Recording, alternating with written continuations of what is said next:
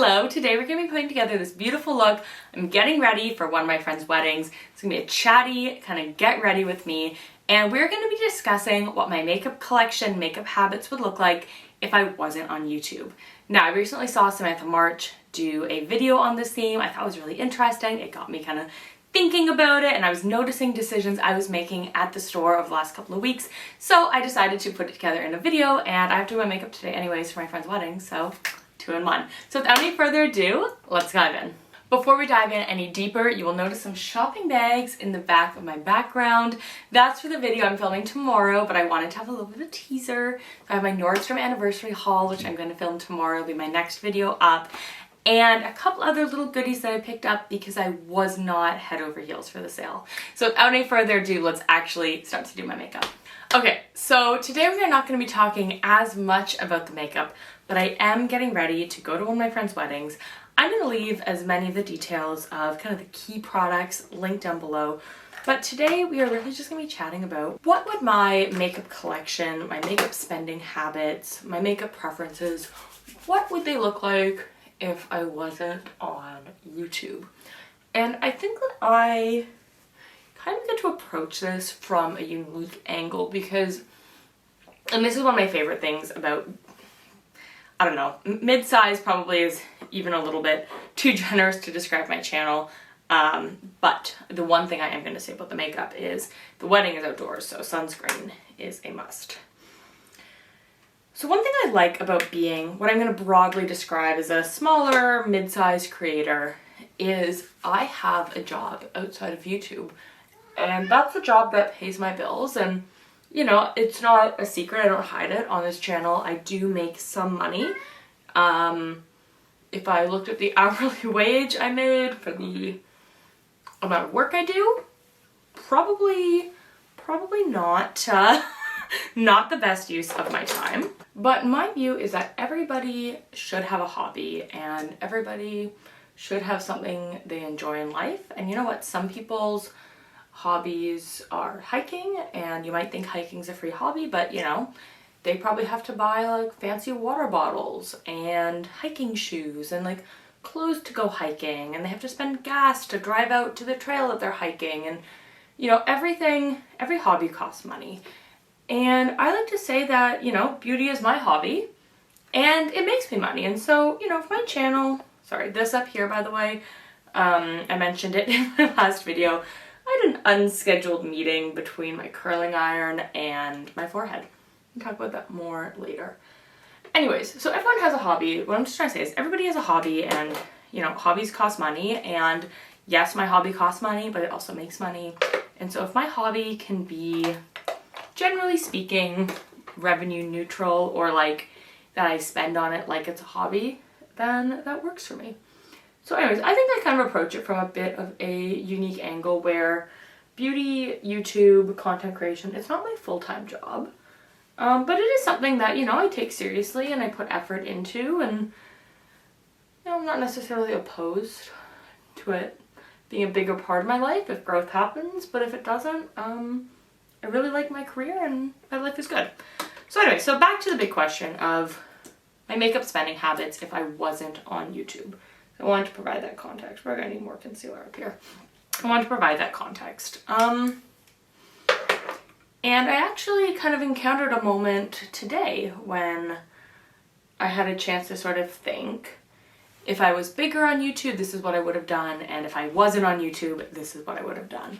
So I'd say first and foremost, if I wasn't on YouTube, I think I still would own a lot of makeup. Like, I like makeup. I had a large makeup collection before starting on YouTube.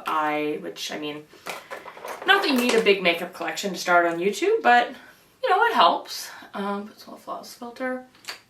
So yeah, I'm gonna start with that. That I think if I wasn't on YouTube, I would still have a large makeup collection, because like when I was in high school, I had a ton of makeup, and I was really, my channel was born and well, out of a blog, but the blog was really born because I had so many friends asking me for makeup tips. And I think by nature I'm a helpful person, and I was often giving makeup tips because I had a lot of makeup, because I liked makeup, and I was like pretty good at makeup. You know, are there people on YouTube who are better at me? No.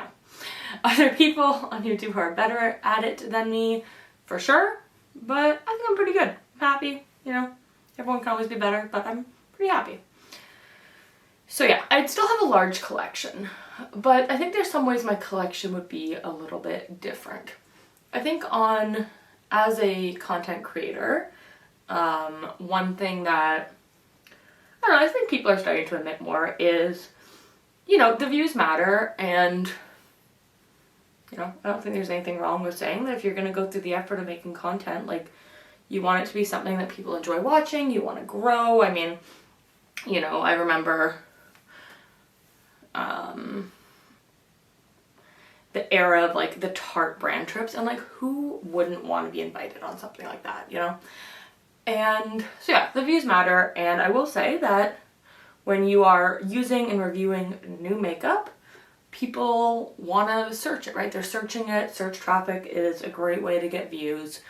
And so I'd say as a content creator, I'm interested in what's new. I think as a person, I am interested in what's new, but like I look at the way that I look at like an iPhone, for example. I only need one phone at any given moment. I don't need the newest phone the day it comes out. I'm interested in the newest phone.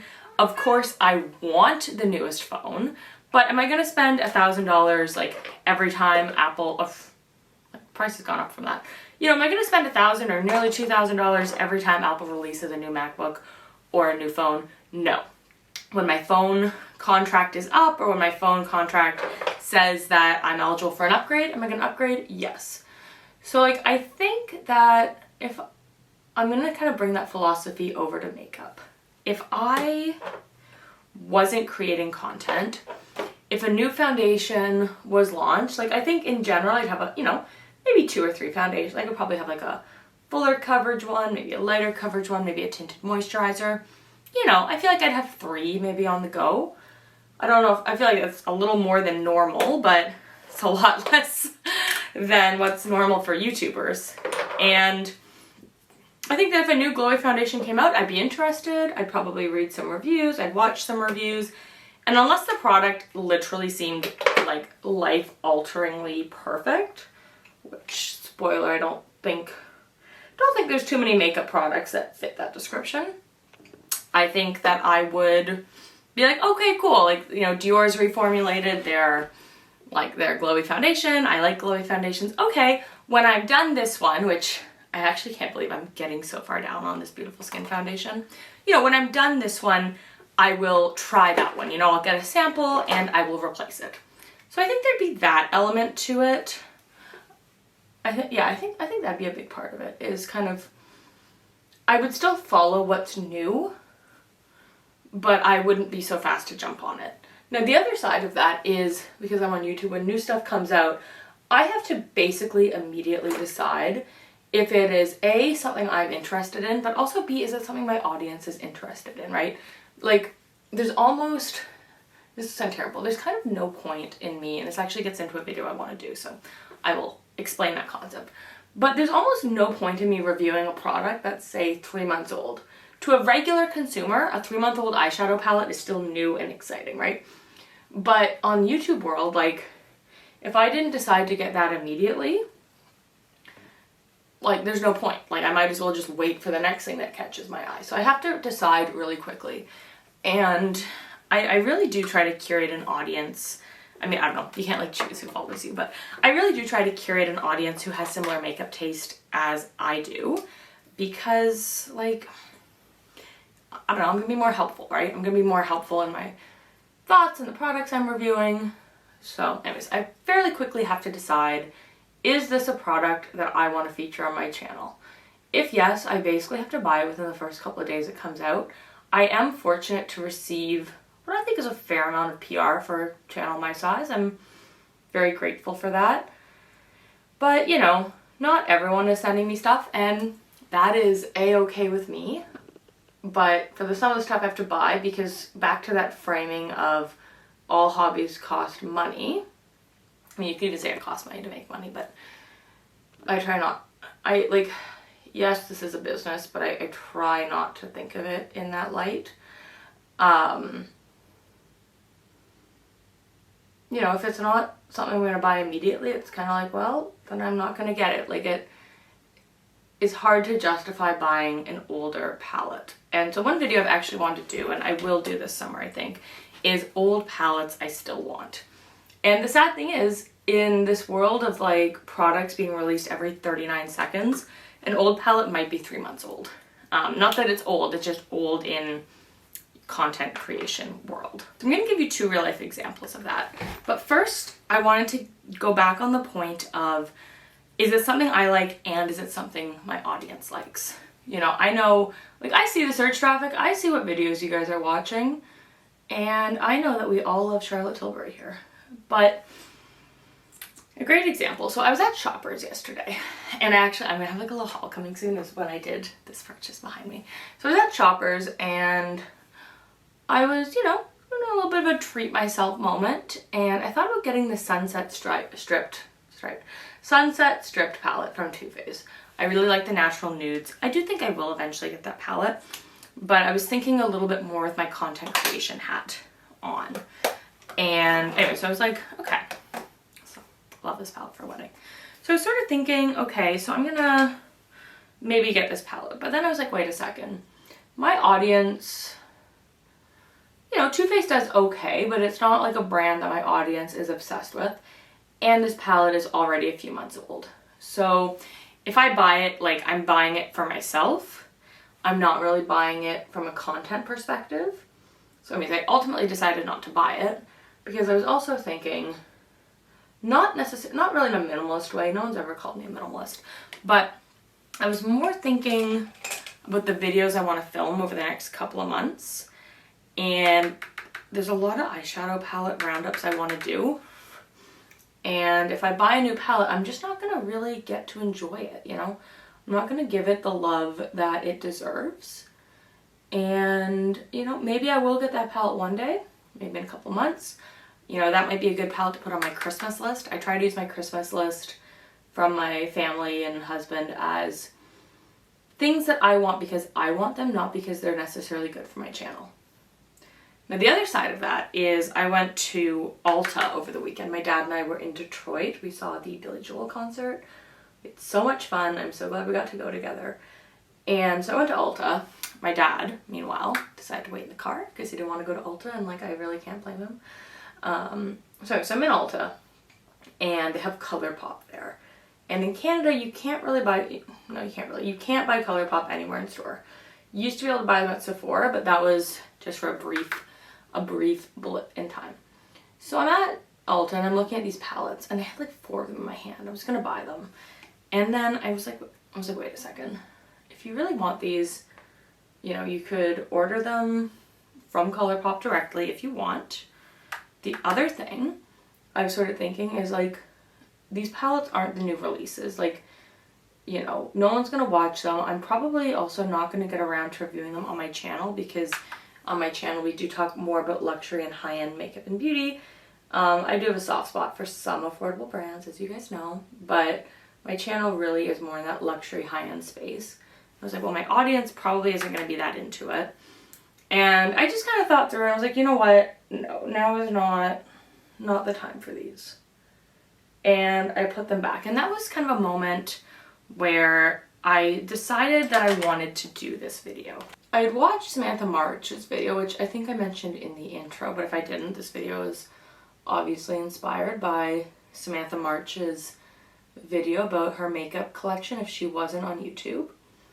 And if Samantha is good at one thing, it is getting creators thinking. Like, I think she does such a great job at coming up with interesting conversation topics on YouTube.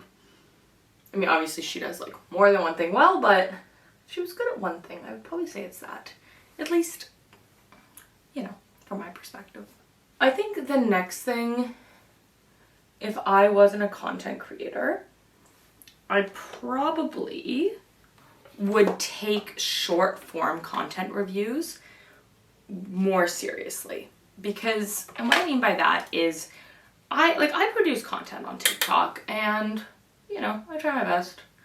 I do it.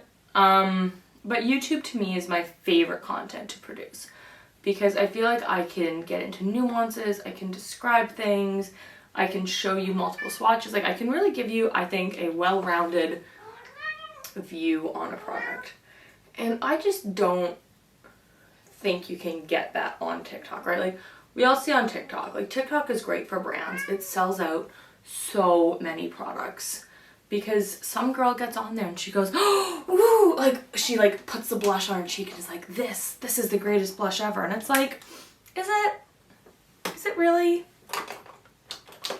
Maybe it is.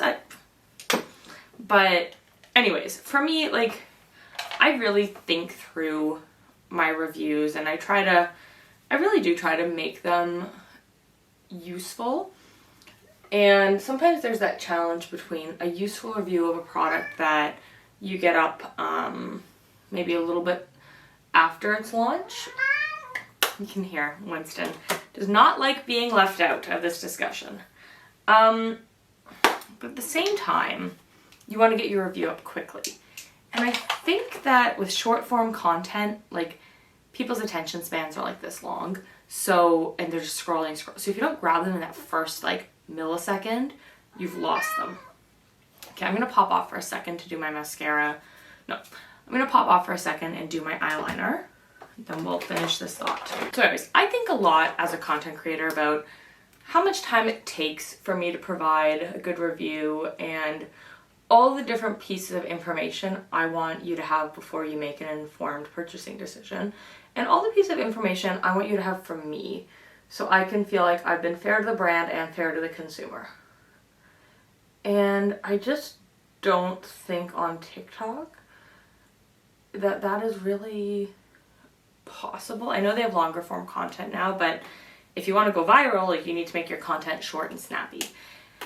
So I think if I was a regular consumer, I would look at a TikTok review and I think I'd be more likely to go buy a product. Whereas for me, when I see a TikTok review, it almost makes me less likely to buy the product. Like I want to see I want to see longer form content about it. I want to see the reviews from real people rather than just a 30-second, like, I put the lipstick on my lips and it looks good. Like, of course it looks good. It's a lipstick. But, like, how long does it last? Is it moisturized? Like, just all those questions kind of come to mind. And so I think that if I wasn't a content creator, I think that I would, and I hate to say it, I think I'd be a little bit less critical of the information that influencers give me. You know, and for me, like, I really take, I don't want to say being a YouTuber is a responsibility, but I really take the responsibility of the trust that my audience has placed in me very seriously. And, you know, I get messages on Instagram about what purses to buy, about what makeup to buy, about different questions, and I always answer them honestly. And, you know, I always think my job is not to sell you a product. If I can refer you a product that works for you, great. But I'm also really happy if I can talk you out of a purchase, because then I've saved you money. And maybe the brands don't want to hear that, but it's as much my job to help you buy something as it is to stop you from wasting your money. And I just think that a lot of the content on TikTok, at least what I see in my feed, is more about getting people to buy something ASAP. And so yeah, I think if I wasn't a content creator, I would just be more prone to thinking that a quick review on TikTok is good enough. Which is kind of funny because I don't really feel that way for things in like traditional media sources. Also, we're going in, I purchased Humble from Rare Beauty, the lip liner and the lipstick. Anyways, it's kind of interesting because I don't think, like, I'm fairly skeptical in traditional media, but I'm just, I don't know. I feel like I'm relatively one second. That's nice. I feel like I'm like kind of relatively easy to influence in the sense that like, you know, if it looks good, I'll try it. Sure. Worst case, I return it. Yeah. All this talking and I forgot my setting powder, so let's fix that. Definitely gonna need that at the wedding. Let's get under the eyes. I knew something looked off. One more round of this.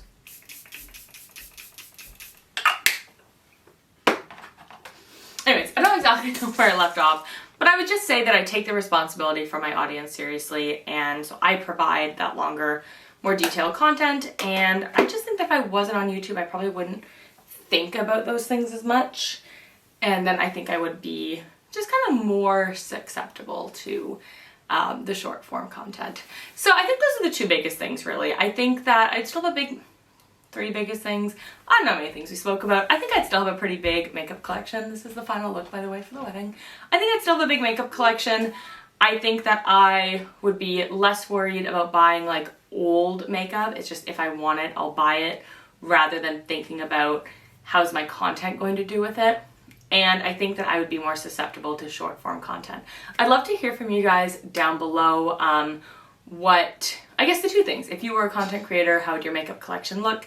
And if you were, well, I guess many of you aren't content creators or content consumers, but just, I don't know, if any of this opens a discussion for you. I love chatting with you guys down in the comments. If you haven't already, please subscribe and I'll see you next time. Bye. Mwah.